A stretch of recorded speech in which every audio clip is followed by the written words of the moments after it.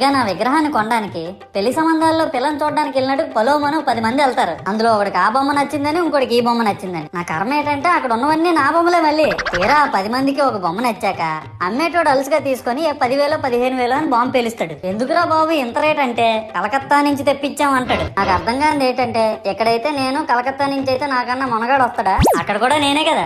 ఇలా నన్ను బజార్లో పెట్టి బేరం ఆడి నా మొహానికి ముసుగేసి వ్యాన్ ఎక్కిస్తారు. ఆ వ్యాన్ డ్రైవర్ గాడు నేనున్నానని కూడా చూడకుండా ఏదో ఆలోచించుకుంటా డ్రైవ్ చేస్తా గతకల్లో గబ్బి గుబ్బి మన తించేసి నా కాల్లో చెయ్యి ఎరగొట్టేస్తాడు. ఈ విషయం చందాలు ఇచ్చిన చిన్నోళ్ళకి తెలిస్తే మళ్ళీ ఇరిగిపోయిన బొమ్మ పెట్టకూడదని ఏ బొమ్మ రాసి కవర్ చేసేస్తాడు. సరేలే జరిగిందేదో జరిగింది, నా భక్తులే కదా, కూల్ బ్రో అని చిల్లయ్యే లోపు నన్ను పందిర్లో పెట్టి ముసుగు తీసి నాకన్నా పొడుగుండే సౌండ్ బాక్సులు 2 నా చెవులు పక్కన పెట్టి డీజే గణేష్ బ్రో అని చెప్పి నా పాటలను కూనీ చేస్తారు. సరేలే పిల్లలు కదా, ఇప్పుడు కాకపోతే ఎప్పుడు ఎంజాయ్ చేస్తారు, కాసేపట్లో పూజ స్టార్ట్ చేస్తారని వెయిట్ చేస్తా ఉంటే ఆ 5 రూపాయల వ్రతకల్పన బుక్ చూస్తే అది ఎక్కడ